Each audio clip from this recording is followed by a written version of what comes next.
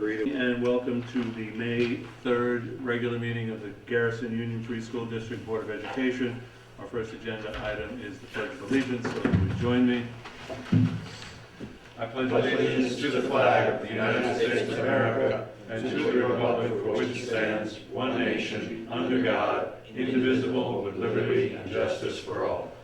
Second order of business is to adjourn to executive session, so I have a resolve that the Board of Education of the Garrison Union Free School District adjourns to executive session to discuss a personnel matter. I need a so move. So moved. Second. I need a second. All those in favor? Aye. No Jill is on her abstentions, way. no nays, but that's okay. Jill, we're going right back out that way, so thanks. Okay. We'll be back momentarily.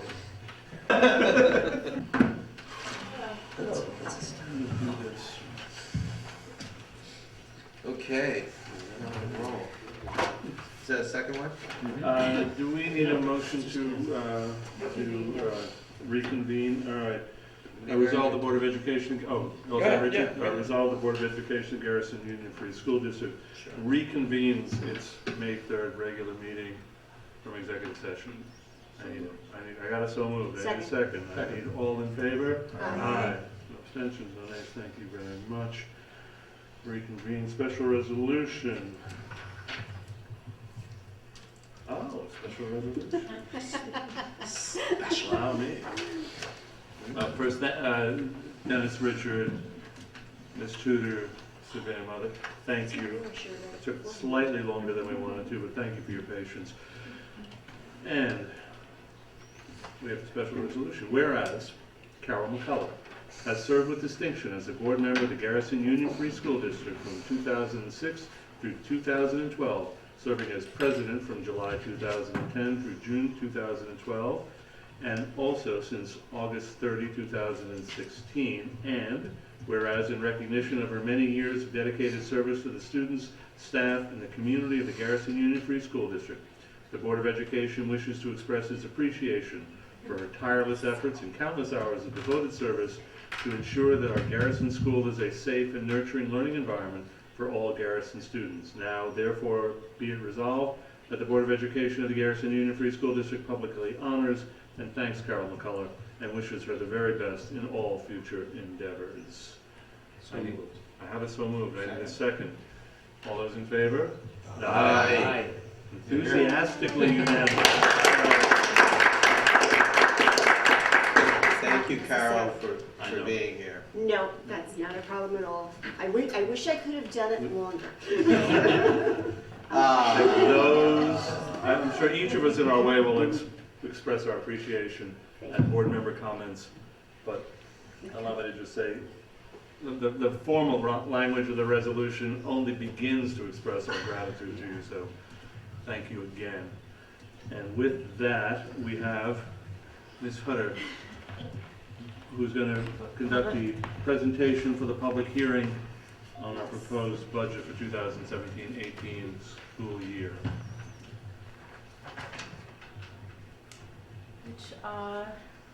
It's been a wonderful budget season. Thank you all for your support. It's in board docs as well. All right. This is the presentation that the members of the board have seen Yes. Oh, I have some little colorful charts. in numerous iterations of. A little different as it's coming in. This is basically the same thing that you'll see in currents, which will be coming out later this week or early next week. This just shows you where our money's going in the budget. 56% is going to instruction, 6% to operations and maintenance, 7% in transportation, 5% in debt service, and 6% in general support, and 20% of our budget goes to employee benefits.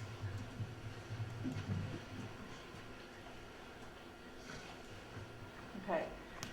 And our revenues, which we've gone over before, we have about $775 coming from our own funds.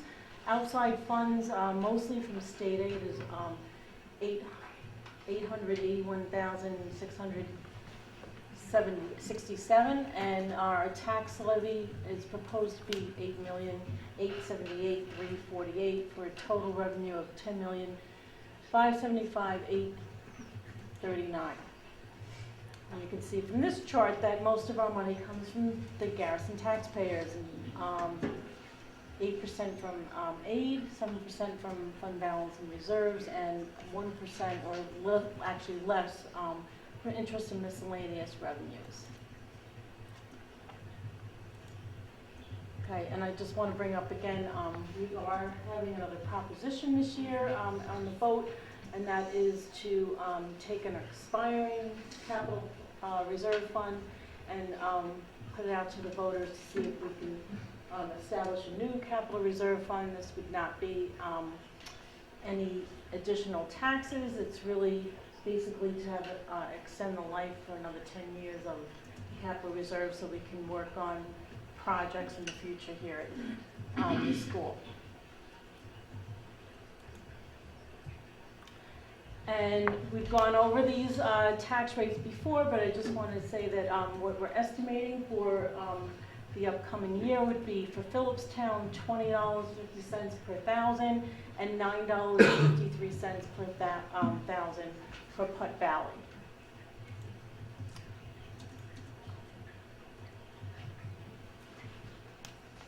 That's an estimated 1.71% increase in both Putt Valley and Phillipstown. And we have two people running for board. One is Courtney McCartney, and Diana Swinburne said she's going to run again. And so we have a vote on May 16th, and everybody please come out and vote. And thank you, board, for your support. And I'm sure there's no questions, but that's all I have. Thank you, Sue. Now, this reminder, this is the budget that we approved at our last meeting, Yes. so there should be, hold on. If there are any questions from the board, by all means, this is the time to ask, but this is something that the board has seen Yes. in numerous iterations and finally approved at our last meeting. Just I just want to refresh my memory here.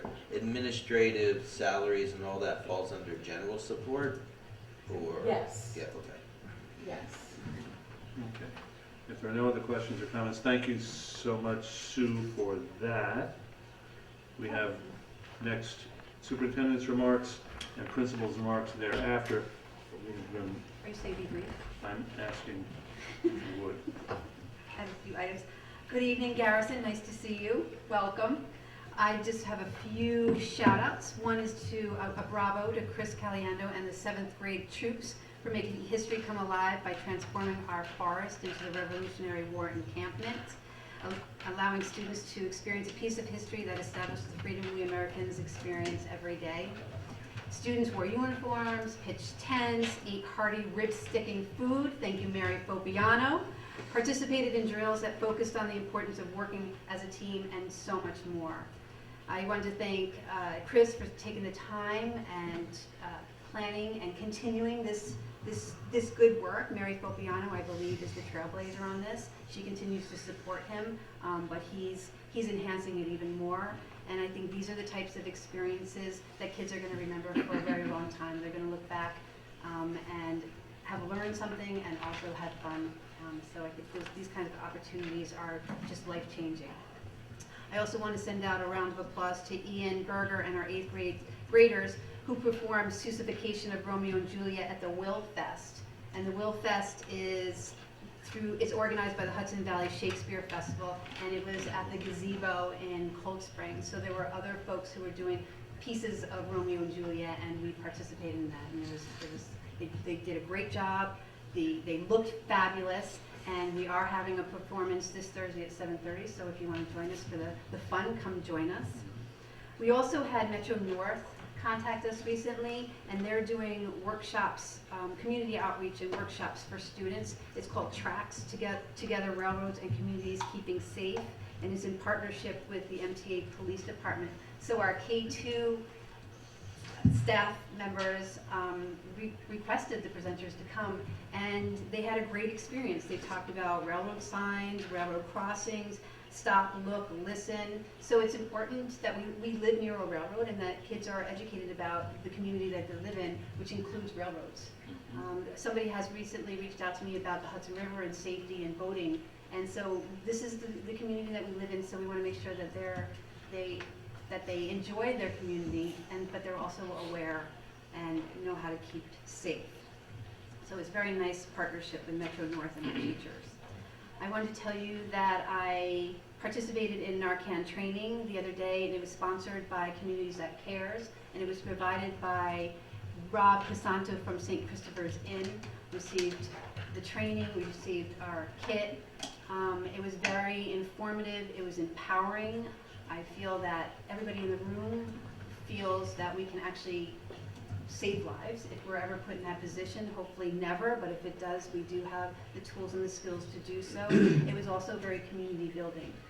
So if folks are interested in the training, I know St. Christopher's offers the training maybe once a month. You can just go on their website and look it up. And Rob, the trainer, was just amazing. He was sensitive, he was informative, he was really able to support us and train us. And lastly, I have, at the June 7th board meeting, it was requested by the board that John and I give a presentation of sort of where we've been and where we're going, and talking about items such as academic data, including academic data, enrollment, programs and personnel, and talking about our district priorities, what we have accomplished since their inception, and what is the journey we're taking together as a school to move forward and see many of the things that we want for our kids come to fruition. So if there are items that you would like to see or hear more about, please let us know in advance so that we can do the research and prepare for the presentation. So just shoot me an email and we'll be happy to add. We're excited to bring it out and highlight and celebrate the things that we have accomplished and talk about a lot of work we have to move forward. And I hope John talks a little bit about the staff meeting that we had today, because this helps inform the work that was done by teachers and teacher aides, I believe were in the room too, of how we together as a team are going to work towards seeing these goals come to fruition, like I said, but together, this has been a self-identified priority, and we are fully committed, I believe, as a school in the district, to move forward in the work. So I was very proud of the conversation and the work that was done today during the staff meeting. Is that a segue to John? Yeah, that's a segue to John. After segue, so what I would ask is, if there are questions for Laura on her remarks, why don't we hold them until John has finished his, and then we can ask questions of either. Great. So as you might or might not know, we meet as a faculty every other Wednesday to engage in different levels of professional work as a staff. Today we met, and basically we had earlier in the winter, back in the winter, had basically volunteered to be in different committees, or we call them task forces, based on the different district priorities. So we've established a social emotional learning priority, a technology task force, as well as a literacy task force. Basically, the meeting today was to take the broad goal that has been part of the original document that's been before the board and start to break them up into discrete objectives. So different, very different targeted tasks that will all lead towards the objective. And basically, by objective statement, start to document the work that has begun this year and start to focus particular action items that we want to undertake for the 17-18 school year. This is something that we plan on making into a document that could be a building plan to meet our district priorities on an annual basis, that we could share with the board, that we could share with the community, and that will be a useful tool to sort of keep us on track in terms of being able to monitoring what our stated goals are and monitor our progress towards achieving them in any school year. So that was the faculty meeting today. A few other items I wanted to touch is that Sue Hutter mentioned the May 16th voting day. I wanted to bring to your attention that if there are voters or if you are there in the evening for voting, that will also be the evening of our spring concert. At 7 p.m. on the day of the voting, on the 16th, we will be having our choruses and bands performing in the gymnasium. So it might be nice if the community would like to time your voting experience to then go and enjoy the talents of the students and also get to see how some of our budget money is spent. Our math tests are on the second day of 3 days of administration. Today we had our second part of 3 parts. The state math assessment will conclude tomorrow. In the first 2 parts, the average administrative time for the 3rd through 8th graders who take that test have been between about 60 and 80 minutes. We have increased our rate of opt-outs for these tests slightly from that of the ELA back in March. In the elementary school, our opt-out were 20 out of 63 potential test takers, or a 32% opt-out rate. In the middle school, 24 opt-outs out of 69, or a 35% opt-out rate. We can say that we have finalized the high school choices for our outgoing 8th graders.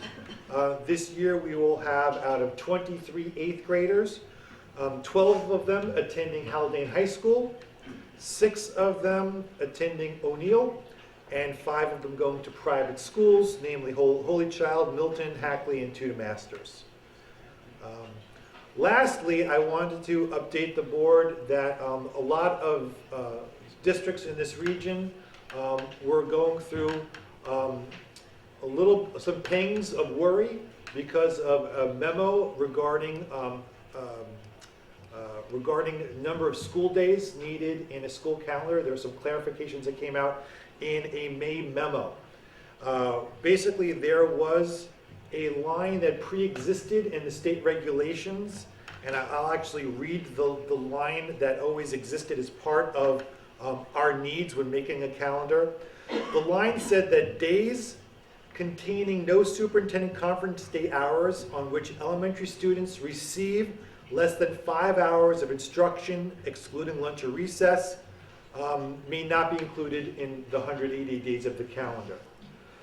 This always existed, and yet it was not followed in most of the BOCES district's calendars.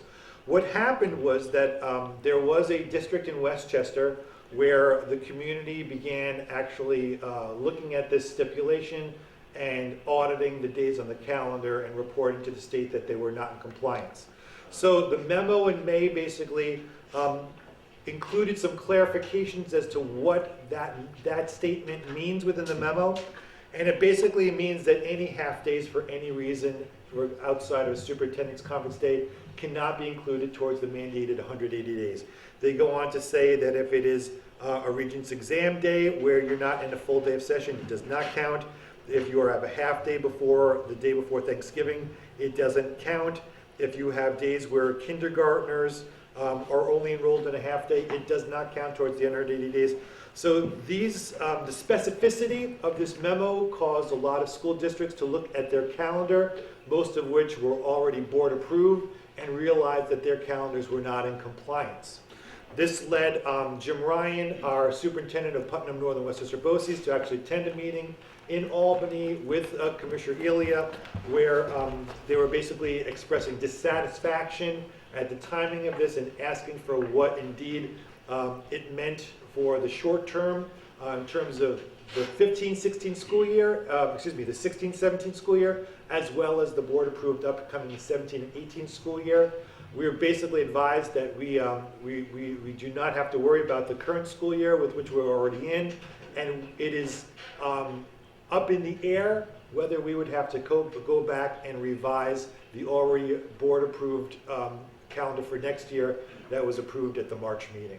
So there is just a heads up that we are sort of waiting on advice from the state to see if there is going to be a need to actually bring a revised calendar for the upcoming school year. Okay, so who sent the memo? Is it coming out of SED? Yes. Okay, thanks. Seems likely to play both angles, right? In So that memo needs probably send Laura's aware of it, of course, but the district clerk needs to be aware of it, correct? Which she is. Yes. So I guess the question is, what do you do? What are you gonna do? You're gonna like create a ghost calendar in case we have to follow these? That's actually already been completed. Oh. We reconvened our calendaring committee, so there is basically that iteration ready to go should we need to actually bring another calendar to the board. So no half-day counts? That's correct. What Unless, about state test days? so within State test days count, right? state test days count, however, if it was a regents Yeah. day and we had a half day for the regents, which we don't do, but a lot of schools do, that I becomes a see. problem. We are allowed within the 180 days to have 4 of those be superintendent conference days. Mm-hmm. In the half-day requirements, we do have an option to, instead of having 4 superintendent's conference days, have 8 half-days, 4 in each semester to equal those 4 days. And that would be a time when we would be permitted to have a half-day if the other half of the day was considered one of those 8 half-day superintendent's conference days. Mm-hmm. We are allowed to use parent-teacher conference days in lieu of one of those half-day superintendent conference days. So we could replace a superintendent's conference day, which we usually think of as a professional learning day, Right. with a parent-teacher conference experience. It's really in the weeds on that, but, Which I have issue with because they're so precious, the professional learning days that we have. Right. And it's important to have parent conferences as well. So I don't like this in lieu because they're both super important. Right. So those are the items that Jim Ryan is bringing to the state as well. Like, well, it's all vital. yeah. Can you get a little bit more concrete on your professional planning today? Sure. We wanted to really start to focus the energies of the staff on how to plan. So I see it basically as a planning tool. Okay. So when we have a goals such as wide as literacy, or as wide as technology, or as wide as social emotional learning, I think it's very, very important to narrow those large subjects down into smaller compartments, so that when we're looking at our work next year, we're making sure that it's targeting those sub-goals, those objectives, which are important. So, for instance, when we're looking at something as vast as technology, one of those objectives is going in towards really creating a personalized learning experience by providing a one-to-one initiative.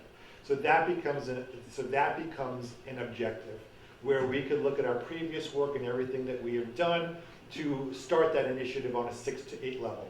Then as we're looking at what our action items are for next year, it is rolling that out to 3rd, 4th, and 5th grade and really articulating what it's going to take to make that rollout successful, both from creating the procedures and protocols around having that age be responsible for devices during the day. So what are the procedures? Where's the storage? When do they access? How do they access it? What is the role of the teacher? What is the role of the student? Those are all the action items we need to flesh out to have it be successful.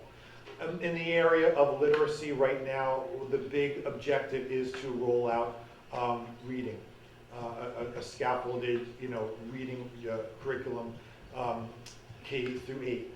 We realize that is not solely working with a consultant on the Lucy Calkins units of study, that in conjunction with that, we have issues pertaining to how guided reading fits into that time, because it's not part of the units, yet is a valued part of literacy instruction, especially in the earlier grades. There is an assessment component where something that's not addressed in those units are a fluency assessment. We have a good reading assessment with the STAR. However, there's not a fluency measure, so we're looking at the Fontaine and Pinnell fluency assessment as a measure to make sure that we're measuring that. That becomes another action item we're looking for within the larger objective of rolling out a comprehensive reading. So it's basically that kind of work that we're looking at. Organization and planning. Okay. Curricular organization and planning. Exactly. Jonathan? Other questions for John or Lauren? Thank you both, they're very thorough reports. Oh, I did have a question. Yeah. Your Narcan training, is it possible that Narcan training could also be folded into the other trainings that we do with staff in CPR, EpiPen, all that? I don't know if someone could offer that training.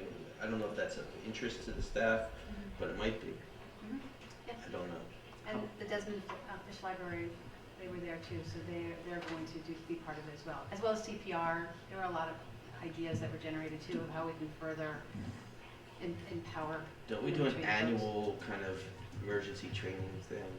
Just don't the staff go through an annual or a... We do through the safety plan, Right. right? That's, yes, but for CPR, I think that's 2 years and then you have to get recertified. So for instance, this year, I believe all of our TAs, our teacher aides, were CPR certified. So we'll provide the opportunity for staff at some point. I think it's 3 hours, so you need a chunk of time. Right. Usually can fall on a professional learning day. How long did the Narcan training take? It was an hour, but it was more informational. It's not that difficult to training. It's pretty straightforward. But there's a lot of information around it that helps to inform when you do it, how you do it, some questions people ask. Like if you go out, it's a prescription. So if you go out of state, or if you travel, are you traveling with it, or could you be stopped by the police and they found it in your? So it's sort of you could technically, from what I understand, but it's a prescription to help save lives. So So if you're trained, you would carry it on you or in your purse or whatever, like it's not in the facilities. right. And just simple things like do you keep it in your glove compartment? Well, not if it's too cold, not if it's too hot. It'll impact the potency of it. So there's just some facts around it that help. Any other questions? Yeah, I think it's terrific you've done it. It's all part of the continuum of concern that we've embarked on here. So you're back up. Treasurer's report. Now for you, the treasurer's report for March. First one is the investment account. We started out with $8,356,727. We had interest of $418.31 and transfers over to the multi-fund of $475,000, which ended up the month of $7,882,145.45. Okay, and then the multi-fund account, we started out with $735,526.24. We had combined revenue of $686,325 and combined expenses of $9,574.53. So we ended up the month with $521,276.97. Just what I know it's been on here every month. It just sort of caught my eye. On the investment accounts, we show something called a guidance scholarship account. Yes. Do we administer the distribution from that? How does that all work? This Yes, is consistent with that question I had earlier in the audit committee. We at the graduation, we normally give a scholarship. I think it's $100 to one student. One year we did 2 students, a boy and a girl. But most years it's one student at $100, and it's usually picked by the principal and staff. Okay, so that's we manage it. We identify the recipient. We set the prize, the award level, and the principal is what it is. There's no funding mechanism. Well, I have a small CD. This is actually combined. It's a small CD and a very small bank account. We don't get a lot of interest, but at one point we did because it was a scholarship fund, but when the rates went down, so did the rates on this. But I think when that fund goes down, maybe below 2,000, which, again, 10 years from now, we'd probably have to reach out to Guy and That's fine. I just was wondering the level of disbursements were more than anything It's else. I mean, $100 a year. It's entirely within our control. Yep. Okay, that's the only question I have. Okay. Is there other questions for Sue on the treasurer's report? If not, then we need to remember this. A resolution that the Board of Education of Garrison Union Free School District accepts the treasurer's report for March 2017 as presented. So moved. And a second. Second.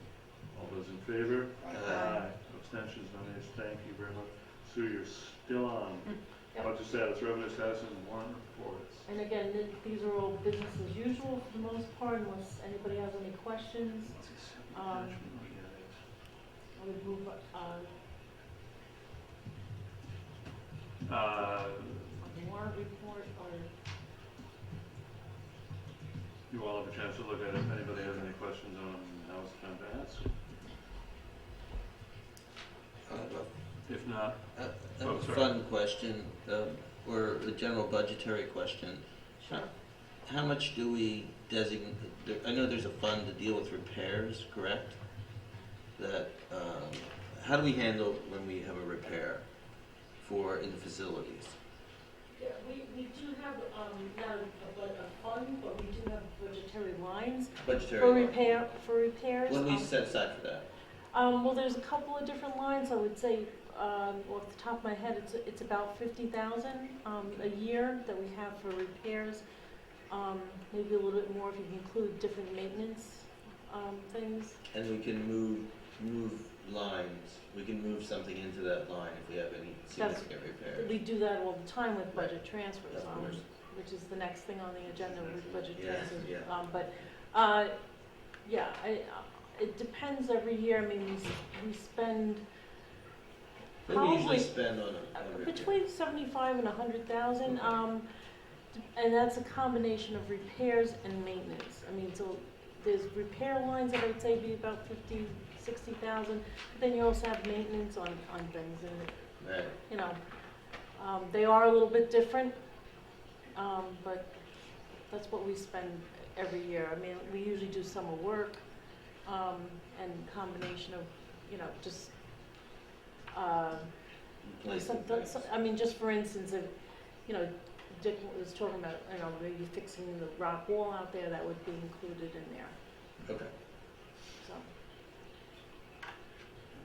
But so that line just is created annually and then you Yeah, just. it's under several different areas within the operations and maintenance budget. Okay, Okay, because it depends on if it's a repair or maintenance. I get you. Thanks. okay, last item is a budget transfer of, Sue, tell me how much we're transferring from?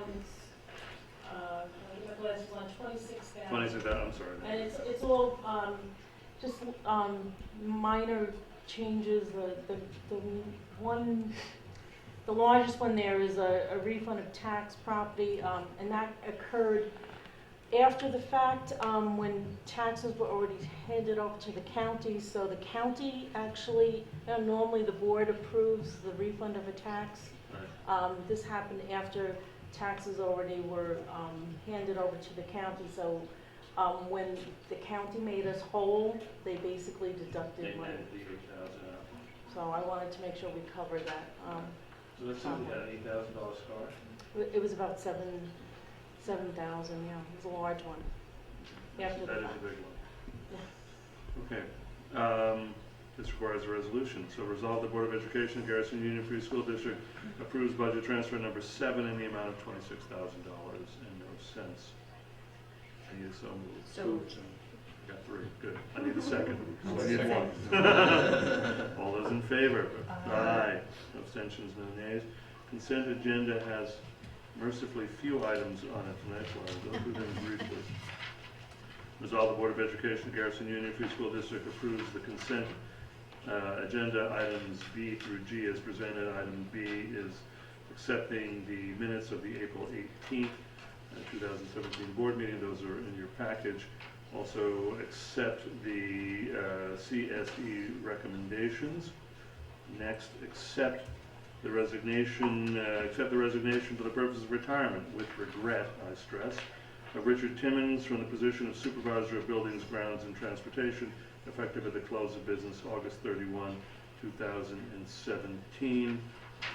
Also, approve the appointment of Laura Mitchell and Sue Hunter as members of the Joint Sick Leave Bank Committee for the 2016-17 school year. You can describe what that is in a moment when I finish the next two items. Next is approve the itinerary of the 8th grade trip to Boston on May 11th and 12th, 2017. You can tell us what that is. And lastly, something we touched on at our meeting, at our last meeting, is accept the donation of the Princeton elm tree from the Phillipstown Garden Club to be planted on Garrison School property. I need a so moved. So moved. I need a second. Second. Questions or comments from Laura before I ask for a vote? My question is, tell us about the joint sick leave bank committee. This is something I don't think I've ever seen before. And when you're done with that, tell us about the Boston trip. Okay. So the Joint Sick Leave Bank is in the GTA contract. And so those are days that teachers, I believe it's 10 total, that contribute in case there are days that a colleague may need for medical reasons. And so in the contract, and we just realized it, that 2 members need to be appointed by the Board of Education. That would be Sue and myself. And then there are teachers also on the committee. And really the committee, I'm just reading it from the contract, is to establish procedures for the maintenance of the appropriate records of the bank. Just making sure that there are enough dates and that there are procedures for requesting sick bank days from the sick bank. So there's the application, there's the procedure, and then there's administering the reaccumulation of days. So when they're used, they also have to be put back in so that the bank is always full with days. So that's really what the committee does, and we just realized that we had to be board appointed for that. Okay, so you had served in that capacity prior without board approval, but the contract says the board has to approve it, so that's what we're doing. Right, so we'll always now put it on our reorg. Right, but- we'll do it at the reorg meeting. Right. Got it. Okay. And the 8th grade trip? Oh, John, you want to talk John? about it? Because John's going on the trip. Oh. He's very excited. Very excited. It is going to be next Thursday into Friday. It is an one night overnight. I would say it is a fine blending of education and celebratory events to conclude their 9 years here at the Garrison School. I'd say some of the highlights of the trip should include, on the educational side, the historical natures of the Freedom Trail, attending the New England Aquarium, attending the Boston Museum of Science, a tour of Fenway Park. On the celebratory side, there is some bowling, there is some swimming at the hotel pool. There are security guards at the hotel, so there should be no celebrations after lights out time. And of course, there's nothing like being on a coach bus for 6 hours over 2 days with the 8th grade class. I'm sure it'll be fun. Any other questions for Laura or John or anybody else on the consent agenda? If not, I have a so moved. I have a second. All those in favor? Aye. No abstentions, no nays. Thank you very much. Just a quick. Sorry, I just lapsed. The no, it's not the time to talk about the board comment, but I was wondering about the job description for the supervisor, the new job description, when that will be up and advertised, because they're also going to be the head of transportation too, correct? Right. So And there it's a should be civil service position. Correct. Shouldn't there be some overlap with the current Yes. because of the complexities of bus contractual arrangements, and we have I believe we have new runs, right? We have new. There's a lot to learn with that new person, right? Okay. So we've been in contact with civil service folks just to sort of help us guide the position is a director of facilities, head custodian. We are also talking with Dick Timmons. Break it down exactly. What are you doing from small to large? Really thinking about what he needs to give to the next person and how we can support that next person while they transition in. From my understanding, it's from a list of folks direct, so if it's director of facilities, we're provided with a statewide list, and it's based on results of the test that they take, and it can come in bands. So if there could be 15 people who the result they got 100% on their test, so we could go through. It has to be the top 3, but there could be bands of people within that, within the results. Just to clarify your question, however, we do not write a job description. That's The already. job description is written by civil service, and we I basically see. have to look at our needs to see which title Which title basically fits. suits our needs. Okay, and then the posting goes up, but you actually go through a bank of It's candidates? actually not posted. It's not posted, it's posted within civil service. Right. That's correct. And we have to Okey-doke. choose top 3, but there could be multiple top 1s, top 2s, top 3s. I see. So you go through a bank of possible candidates, or people put their name into this slot that they're interested in this position, Right, and then they take a test. and then they And take a then test. Then it's by result, I got you. highest to lowest. When civil service sends Very out, Soviet. when civil service sends out our opening, Yeah. people within the top 3 bands are entitled to interview for the position, and Right. we would have to select somebody within those top 3 bands Right, to be. right. But there is still a process by which we select from some number of candidates. Most definitely. Okay. And the hire is this determined by the superintendent or the board or a committee, or how we go about doing that? We spoke about it, I think at some point during the board meeting. We would like to have a committee that would include John and Sue and myself, Mr. Timmons, a board member, staff member, who would help in this big decision. It's huge. Parent with project management skills might be good too, or like, GC. The only thing I would say is, the sooner we get this process underway, the more time there will be for Dick and this person to be on premises That's what I'm at the saying. same time, and overlap and do a smooth handle, because there are lots and lots of pieces to be handled. So, That's priority. We don't want a decision on August 1. right, No. right, exactly. I did get a vote on the consent agenda, right? That was- Yeah. Right, we did, okay, fine. So I'll make sure I'm not going Sorry. back over the same Jim's track. out of order. As Yes, that's okay. We have 2 discussion items. The first is a review of committee minutes. There's only one set of minutes in there, and that was the Environmental Education Committee meeting on 4/25. Those minutes are in your package.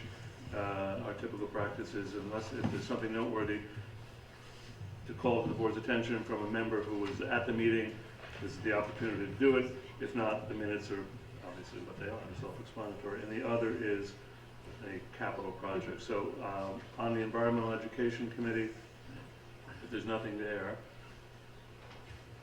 okay, the minutes are in your package. Capital project is a rather telegraphic description of what we're supposed to be discussing. So Laura, why don't you frame that discussion for us? It's about, we have one more board meeting scheduled on June 7th. And that's also a time where John and I would like to present the overview of what we've done this year and how we want to move forward into next year. And then we also, during that meeting, we'd like to have some recognition of our many volunteers and the good work that people do in the community, which we usually do every year as well. And so we also, Is that also when we also did the music, the NISMA music? Okay, yeah, it might be part of that too. it usually is. It's the last meeting of the year, so. Yes. Before the reorg meeting, okay. And then in our last meeting, our facilities committee meeting, we spoke about the need for a presentation from our architect and engineer and our facilities committee. So we're talking about possibly adding another meeting for a presentation about facilities and our possible future capital project. And that could happen on May 23rd, if folks would like to do that.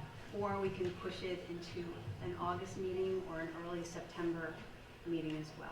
But So the purpose of the discussion now is to talk about whether we want to schedule a meeting, depending on all of our availabilities, on May 23rd, or push this topic off to either that one meeting we have in August, or sometime in September. So the discussion item is not discussing the capital project, it's scheduling a meeting in which we can invite the architects and engineers to come in and, with the facilities committee, open up the discussion of what it is we would envision for a capital project. How do we look for the 23rd? I told Laura when we prepared the agenda, I'm completely agnostic on this one. I can do the 23rd. I can, depending on others' availability, we can defer this until August. I have a tentative California trip. Okay, that's one. I think I'm in Idaho. That's two.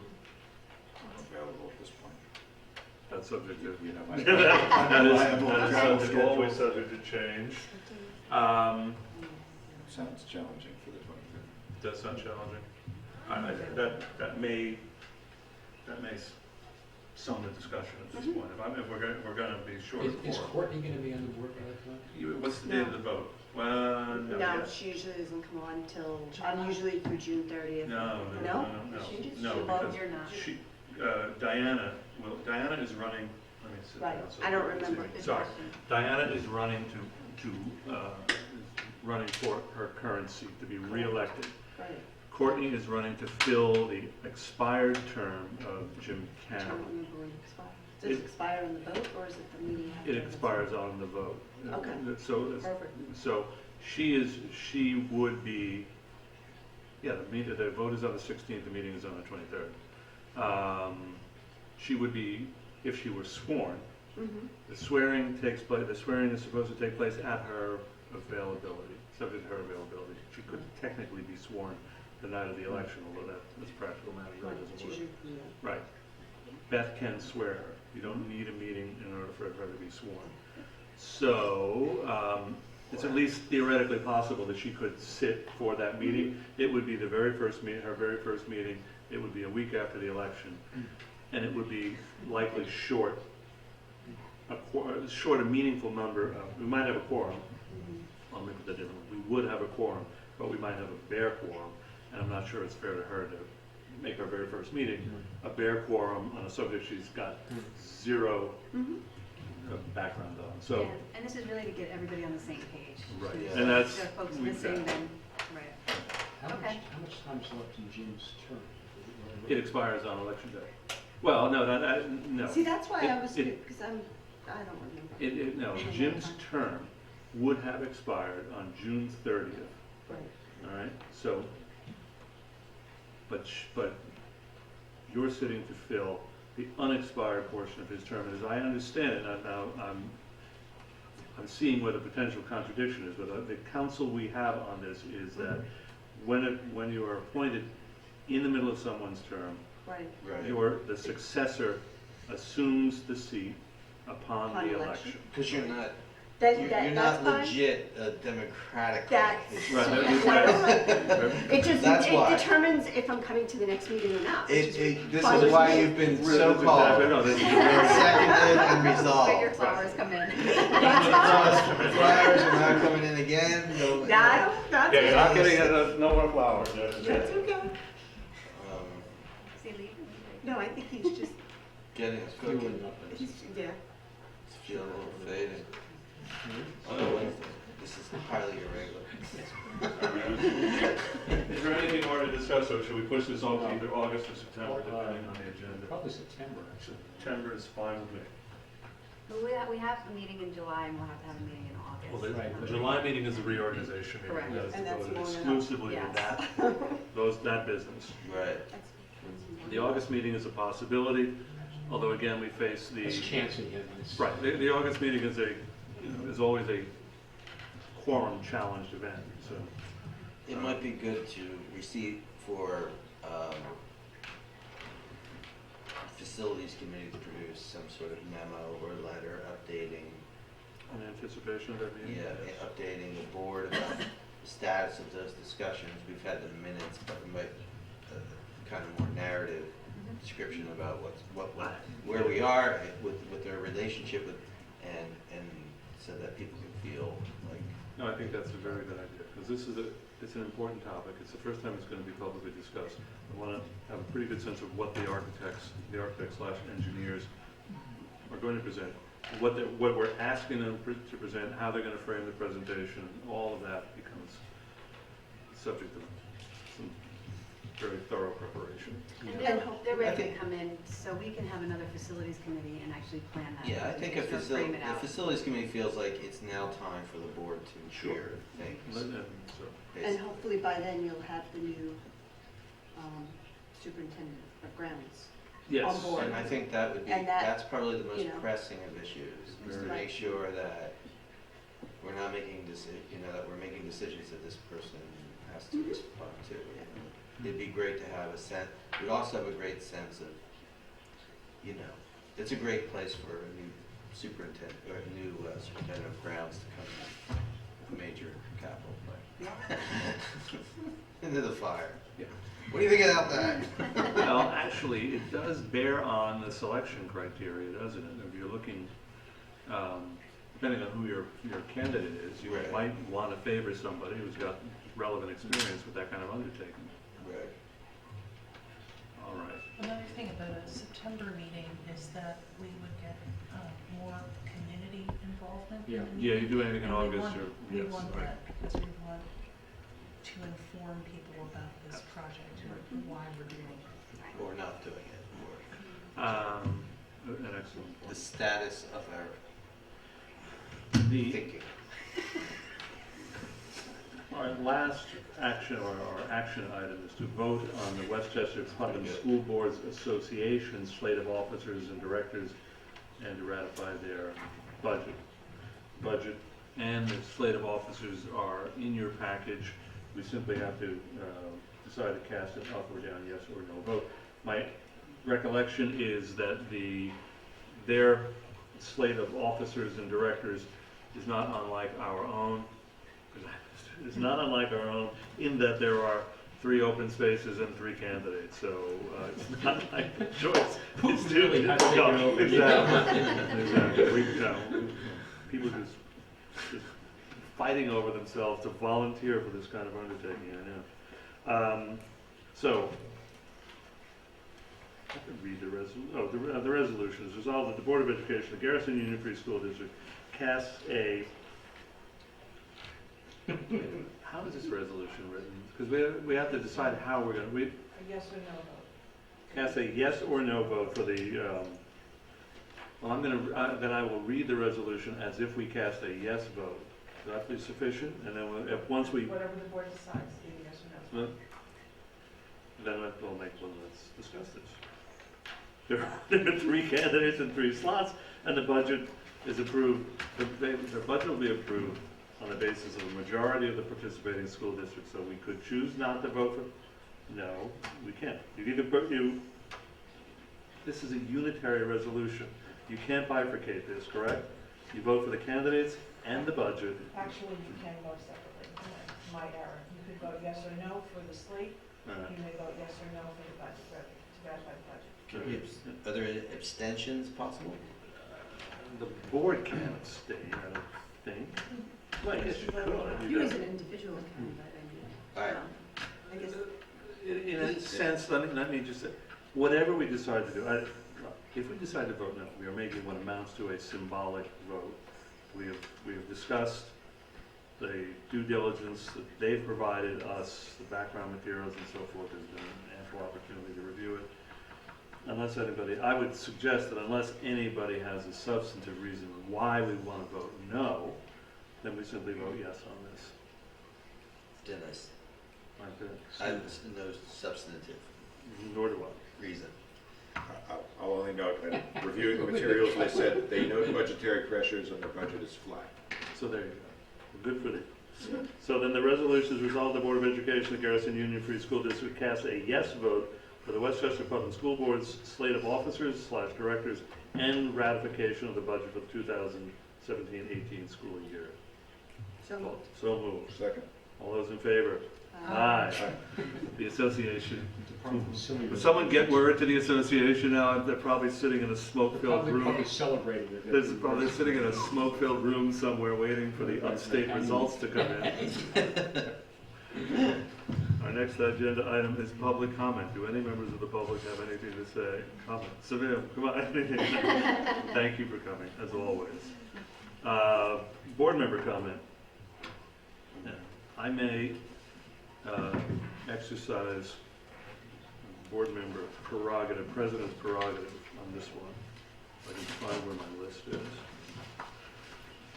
Hi.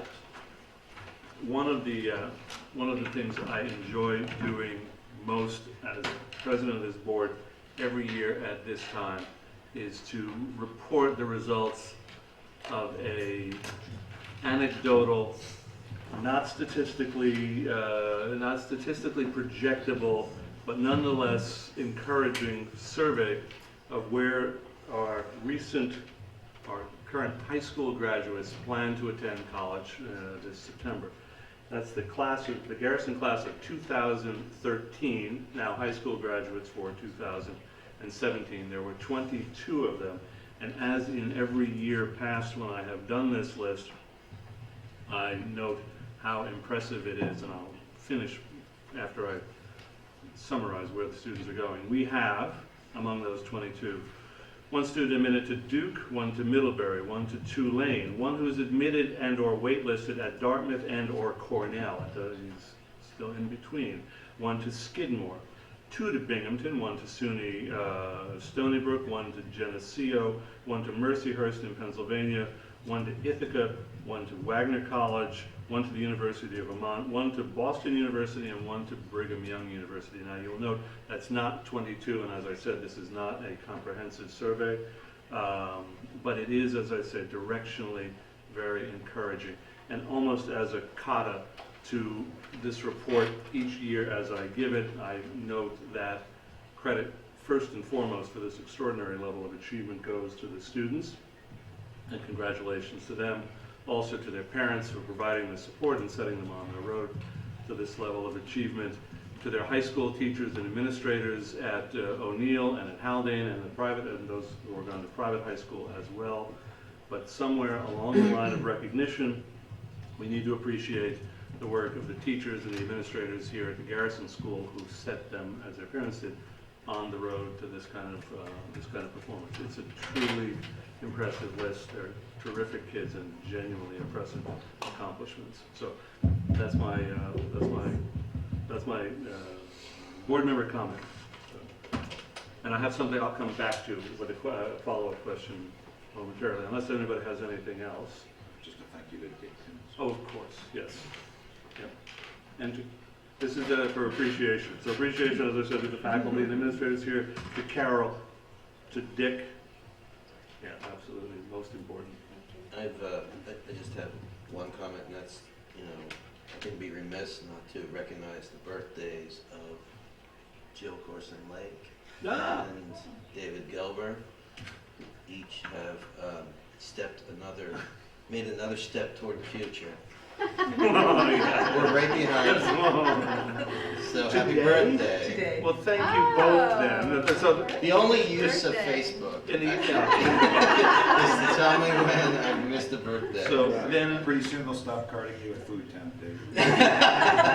well, in the spirit of expressing appreciation, that you would both make it your business to be here with us tonight, when you could otherwise be celebrating your birthday, is something that we're very grateful for. And we will get through this quickly so that if there's anything left in the evening during which time you can celebrate, you can get to it. So, I have one comment. oh yeah, by all means. I would like to bring attention to the artist Summer Pierce, who created this beautiful comic illustration in the Highlands Current of the Yes. Revolutionary War reenactment, and it's just You gotta lovely see it. It's a and full humorous. page. Yeah, Very funny. It's really, really nice. Yeah, absolutely. That's it. How did he join us for the trip up the mountain, or he did? Oh, that's yeah. If you haven't seen it, it's in last week's issue of the Current. It's all right. You got to see it. It really is fantastic. So, other board member comment? Then oh yeah, Carol. Sorry. That's okay. Yep. Just want to say thank you. It was a pleasure coming back. And I wish you all the best. Thanks for being Thank you here. very much. We will keep that seat warm for you. Just Yeah, keep the number alive. if there's nothing else, we'll move that the May 3rd meeting of the Garrison Union Free School District be adjourned. Hold on, give me a So moved. Any second? Second, All those in favor? Aye. Thank you all so much. and I logged out for Just there is one thing, it's not the board member comment. Schedule check for the next meeting.